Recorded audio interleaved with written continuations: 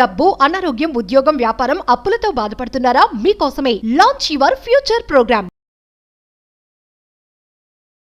నమస్తే, welcome back to Suman TV. ప్రస్తుతం మనతో పాటు ఉన్నారు legendary award winner, analyst and TEDx speaker, realtor oxygen founder and CEO doctor Nandi Rameshwar Rao గారు. సార్తో మాట్లాడదాం. నమస్తే సార్. నమస్తే అమ్మా. సార్, RBI గోల్డ్ లోన్ తీసుకునే వాళ్ళకి కొన్ని కొత్త రూల్స్ తీసుకొచ్చిందంట. అంటే దీనివల్ల సామాన్యులకి కొంచెం సమస్యలు ఎదురవుతున్నాయని చెప్పేసి అంటున్నారు. ఎందుకు కొత్త రూల్స్ తీసుకురావాల్సి వచ్చింది? ఆ విధానాలు ఏంటి సార్ ఒకసారి? ఇప్పుడు చెత్తకోటి దరిద్రాలకి అనంత కోటి ఉపయోగాలు ఉన్నాయి. రూల్స్ టైట్ అవుతున్న కొద్ది మన ఫ్లెక్సిబిలిటీ కూడా పెరిగిపోతుంది. గవర్నమెంట్ రూల్స్ ఎట్లా ఉంటే మంచి కోసం పెడతారు, చెడ్డోళ్ళ కోసం పెడతారు, మంచి వాళ్ళు మాత్రం ఫాలో అవుతారు. Rules are kept for bad people, but rules are followed by good people. ఎందుకంటానంటే ఇప్పుడు బంగారంలో మీకు మేబీ 1-2 years బ్యాక్ ఒక ఇష్యూ అయింది. ఏంటంటే ఒక ఆయన 15 లక్షలు విలువైన బంగారం పెట్టాడు లోను. పెట్టిన తర్వాత ఆయన కట్టలేపాడు, వడ్డీ కానీ ఒకటో కట్టాల్సి. కట్టకపోతే బ్యాంక్ ఏం చేసింది? ఆక్షన్ చేసింది. ఆ 15 లక్షలది 12-13 లక్షలకి ఆక్షన్ చేసింది. ఎవరో ఒక కస్టమర్ కొనుక్కొని ఇంటికి వెళ్ళి టెస్ట్ చేస్తే అది నకిలీ గోల్డ్. మరి ఈ పరిస్థితి ఏంటి? బ్యాంకు స్వయాన గవర్నమెంట్ బ్యాంకు. మరి ఏమైంది? ఈయన పెట్టినప్పుడు కొత్తగా పెట్టాడా, లేదా అక్కడ ఏమైనా మతలబు జరిగిందా, స్కామ్ ఏమైనా జరిగిందా తెలియదు. లాస్ అయింది ఎవరు? కస్టమర్. బ్యాంక్ అంటే మేము ఇచ్చినప్పుడు బాగానే ఉంది, నువ్వు వెళ్ళిపోయిన తర్వాత వచ్చాక చేంజ్ అయింది. మా దగ్గర చెప్తే బాగుంటుంది, మీరు ఎక్కడో చెప్తే బాగుంటుంది కదా అన్నాను. ఇప్పుడు ఎవరు తప్పు? మన హైడ్రా లాగా ఉంది. ఇది బ్యాంక్ లోన్ ఇచ్చాడు, మున్సిపాలిటీ అప్రూవల్ ఇచ్చాడు, రేరా ఇచ్చాడు, అయినా సరే కూలగొట్టారు. అట్లా నేను ఏమంటే ఇలాంటివి చాలా అయినాయి. ఒక ఇన్సిడెంట్ చెప్పాను, అలా చాలా జరిగినాయి. వెయిట్లో కొద్దిగా కలిపేస్తారు, బంగారం ప్యూరిటీ తగ్గచ్చు. ఇప్పుడు అందుకే మెషిన్లు వచ్చాయి లేటెస్ట్గా. బ్యాంక్లో ఉన్నది షాపుల్లో అయితే మెషిన్స్ ఉన్నాయి. మీరు ఎస్పెషల్లీ టాటాస్ బ్రాండెడ్ GRTL వెళ్తే దే విల్ మెజర్. మిగతా చిన్న కంపెనీలు కూడా పెట్టారు.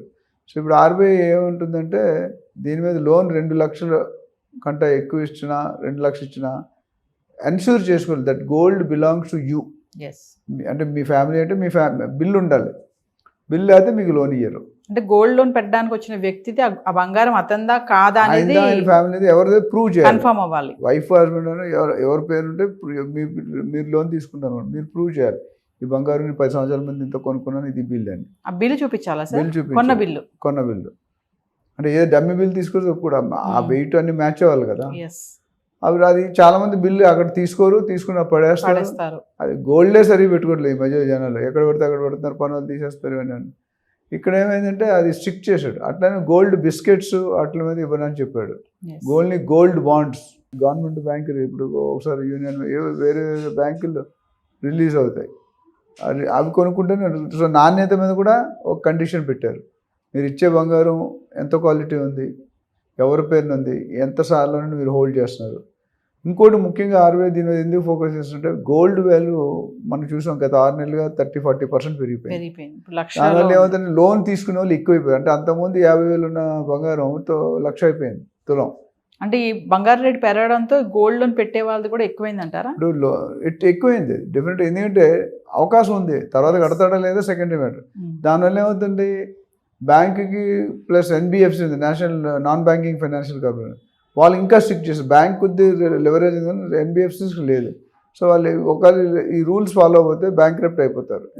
తీసుకొని ఎగ్గొట్టారు అనుకోండి, కొనేది 50,000 బంగారం, ఇప్పుడు 1,00,000 అయింది అంటే డబుల్ అవుతుంది. 50,000కి 20,000 లోన్ వస్తాయి, ఇక్కడ 40,000 వస్తుంది, depending on the situation. So వాళ్ళు ఏమంటారంటే మీరు తీసుకునేటప్పుడు ఖచ్చితంగా if you are not able to prove that this gold belongs to you, then you will not get the loan. Quality check, నాణ్యత.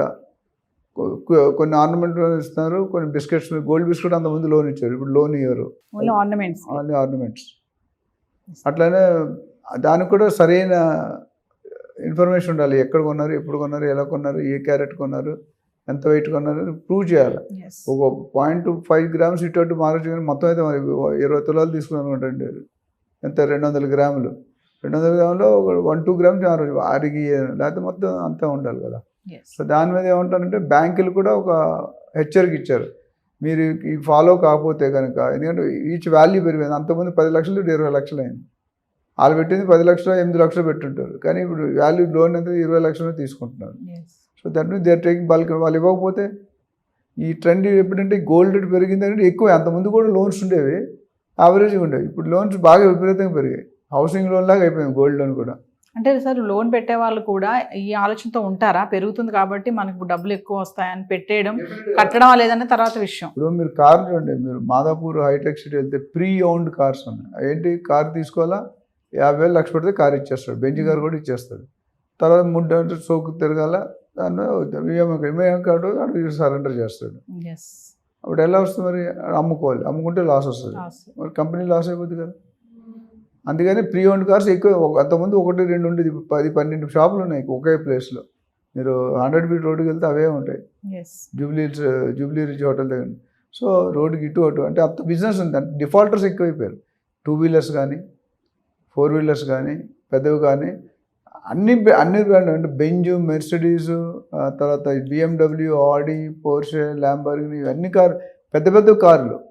అంటే ఒకటి 1 కోటి రూపాయలు, 2 కోట్లు, 3 కోట్లు, వాళ్ళు కూడా డిఫాల్ట్ అవుతున్నారు. ఇన్ఫ్యాక్ట్ వాళ్ళే ఎక్కువ డిఫాల్ట్ అవుతున్నారు. మిడిల్ క్లాస్ పర్సన్కి భయం ఉంటుంది, ఇవ్వకపోతే ఏమవుతుందని. ఇలా లేదు. సో అందుకని ఇవన్నీ ఏంటంటే గవర్నమెంట్ ఈజ్ కంట్రోలింగ్, అంటే their job is to protect the public. అట్లా అని బ్యాంకును కూడా వదిలేదు. బ్యాంకును కూడా ఇద్దరికి విన్ విన్ సిచ్యువేషన్ ఉండాలి. మీరు తీసుకుని అమ్ముతూ ఉంటే కూడా మీకు డబ్బులు రాగలగాలి, సేమ్ వాల్యూ రావాలి. అందుకనే 100% ఇవ్వరు. వాల్యూ ఎంత ఉందో దానికి 50-60% మాత్రం ఇస్తారు. అంటే స్కామ్స్ జరుగుతున్నాయి కాబట్టి ఈ విధానాలను తీసుకురావడం జరిగింది అనుకోవచ్చు అంటారా? అబ్సల్యూట్లీ. అందుకే, ఎందుకంటే మనకి కోర్టుకి వెళ్తే చెక్ బౌన్స్లు, డైవర్స్లు, లోన్ ఫర్ డిఫాల్ట్స్ ఇవే ఉన్నాయి. లోన్ డిఫాల్ట్ చాలా మంది, credit card defaulters, loan defaulters, housing loan defaulters, especially automobile. రౌడీలు పెట్టి కలెక్షన్ టీమ్ సపరేట్ ఉండేవాడు. నయాన్న భయాన్న బెదిరించి తీసుకొస్తాడు, లేకపోతే కారు ఎత్తుకొస్తాడు, లేకపోతే ఇంట్లో సామాన్లు ఎత్తుకొస్తాడు, లేకపోతే మనుషులను ఎత్తుకొస్తాడు, రకరకాలుగా. సో కోర్టులో 50% తగ్గిపోతే ఇవి కానీ కరెక్ట్గా ఉంటాయి. ఎందుకంటే చెక్ బౌన్స్ ఎప్పటికీ జరుగుతున్నాయి.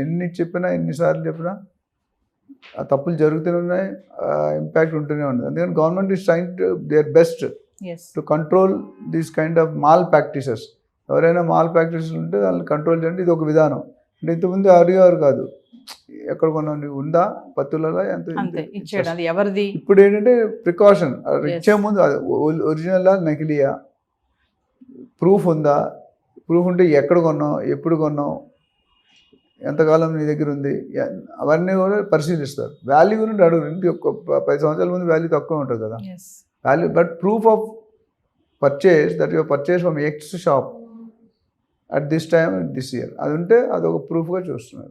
అండ్ ఎవరు అయితే వెళ్తున్నారో ఎవరైతే లోన్ తీసుకోవాలో వాళ్ళ పేరునే ఉండాలి. ఫ్యామిలీ అంటే మళ్ళీ అఫిడవిట్ అడుగుతారు, ప్రూఫ్ మీకుంది, మీ ఆయన తీసుకుంటే మీరు అఫిడవిట్ వాళ్ళు మా హస్బెండ్ అని చెప్పండి. వెళ్ళినప్పుడు అదే కార్డు తీసుకుని అట్లా గుర్తొచ్చింది, మీరు ఒకరు అఫిడవిట్ ఇవ్వాలి, షీఈ్ మై వైఫ్ అన్నా లేదా హీఈ్ మై హస్బెండ్ అని. అట్లా వేరే పేరు లోన్ తీసుకుంటే మాత్రం they should prove that it belongs to them. మరి బంగారం ధరలు చూసుకుంటే మరి 90,000 ఉన్నప్పుడు మనం మాట్లాడుకున్నాం, మరి ఈరోజు 1,00,000 దాటేసింది బంగారం ధర. అంటే పెరగడానికి గల కారణాలు ఏంటంటారు? 1,00,000 చిల్లరలో నడుస్తుంది ఇప్పుడు బంగారం. అది ఎప్పుడో మనం 6 నెలల ముందే చెప్పాం కదా, 75-80,000 నేను చెప్పాం 1 lakh రీచ్ అవుతుంది. నేను యాక్చువల్లీ 9 నుండి 12 నెలలు అనుకున్నాం, చాలా క్విక్గా 6 నెలల్లోనే వచ్చేసింది. సో ఇంపాక్ట్ అనేది మనం చాలాసార్లు చెప్పుకున్నాం. 1, 2 ఫ్యాక్టర్, 4-5 ఫ్యాక్టర్లు ఉంటాయి. First US economy, inflation rate, central bank reserves ఉంటాయి, అంటే political wars, government policies, import tax effect. So ఇట్లా ఇవన్నీ కూడా రాజు చావుకు 100 మంది కారణం అన్నట్టు అన్ని కారణాలు, ఒకటి కాదు. And bilateral relation between country to country, immigration. యుఎస్లో నాకు తెలిసి ఆల్ ఇండియాలో పేరెంట్స్ కంటే 50,000 కోర్స్ ఈ ఏడాది మిగిలిపోయిందంట. అంటే ఎవరు వెళ్ళట్లేదు. ఇప్పుడు అమెరికాకి వెళ్ళమంటే people are not so happy to go to America. ఎందుకంటే నిన్న కూడా కొంతమంది పంపించారు, రకరకాల వేల మంది వెనక్కి వస్తున్నారు. అక్కడికి వెళ్ళి ఏం చేస్తారు? ఇప్పుడున్న యంగ్ జనరేషన్ నేను మాట్లాడుతుంటే దే నాట్ షోయింగ్ ఇంట్రెస్ట్. ఇద్దరు అమెరికా కంటే ఇక్కడే పోయి అలాంటి సాలరీస్ ఇక్కడ కూడా వస్తున్నాయి, అవే కంపెనీస్ కదా. అక్కడికి వెళ్ళినా టాటాసే, ఇక్కడికి వెళ్ళినా టాటా, అక్కడైనా ఇన్ఫోసిస్, ఇక్కడైనా. బట్ ఏంటంటే ఇక్కడ స్టెబిలిటీ ఉంటుంది. అక్కడ ఎప్పుడే డెసిషన్, ఇప్పుడు ఇరాన్, ఇరాక్, ఇజ్రాయెల్, యుక్రెయిన్, ఇవన్నీ కూడా, రష్యా, కొట్లాడుకుంటే ఏమో ఎవడు రాడు అక్కడికి. అంటే సార్ కొంతమంది చెప్తున్నారు తులం బంగారం 2 లక్షల వరకు కూడా వెళ్ళే ఛాన్సెస్ ఉన్నాయి అంటున్నారు. వెళ్తుంది అంటారా? అది టూ ఎర్లీ. పెరిగితే కానీ నేను 2 lakhs అనేది ఐ డోంట్ అగ్రీ 100 అవుతుంది, బట్ స్లోగా అవుతుంది. అంత 2 lakhs 1 lakh రావడానికి మనకి ఎన్ని సంవత్సరాలు పట్టింది? మేబీ అంత టైం పట్టబోయే, బట్ అంత స్టీప్ ఇంక్రీజ్ ఉండదు. మధ్యలో కొద్ది డ్రాప్ అవుతుంది కూడా, మధ్యలో మీరు చూసి కొద్ది డ్రాప్ అవుతుంది. అదే డబ్బులుంటే గోల్డ్ కొనుక్కోవడం ఎప్పటికైనా మంచిది. ప్రతి ఇంట్లో కూడా పావు కేజీ 1 kg బంగారం మినిమం ఉండదు. పెద్ద పెద్ద ఇంట్లో కేజీలు కాదు టన్నులు ఉంటాయి, అది వేరే సంగతి. బట్ యావరేజ్ మీలాంటి వాళ్ళు 4 కనీసం 4 మీలాంటి కాకుండా పెట్టుకుంటే ఎమర్జెన్సీ క్యాషబుల్ ఈజీ లిక్విడ్ వస్తుంది, మిగతా ఏవి కూడా రావు.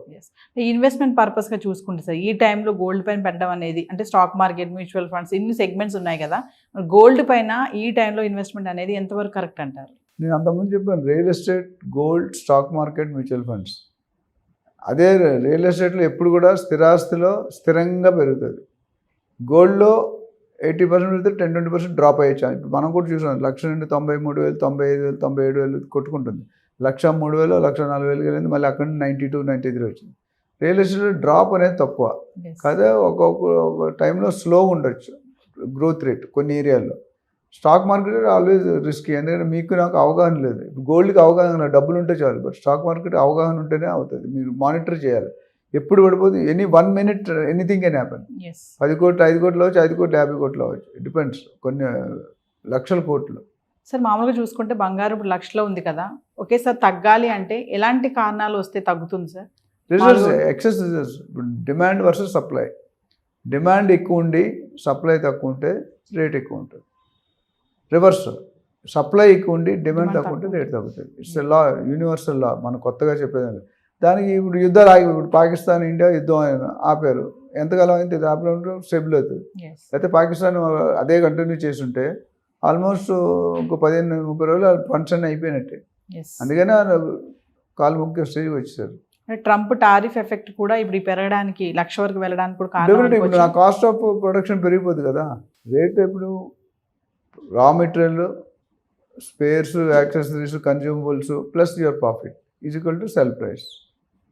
ఆ ప్రాఫిట్ తగ్గిపోతుంది, ప్రైస్ సడన్గా పెంచలేరు, బట్ రా మెటీరియల్ పెరిగింది. రా మెటీరియల్ కొనుక్కుంటే ట్యాక్స్ వేస్తున్నాడు, ఇంపోర్ట్ ట్యాక్స్, ఎక్స్పోర్ట్, అది ఎఫెక్ట్ అవుతుంది. దానివల్ల కూడా కొద్ది చేంజ్ ఉంటుంది. ఈవెన్ డీజిల్లో రేట్లు పెరిగినా తగ్గినా అది రేట్ ఎఫెక్ట్ ఉంటుంది. Thank you sir.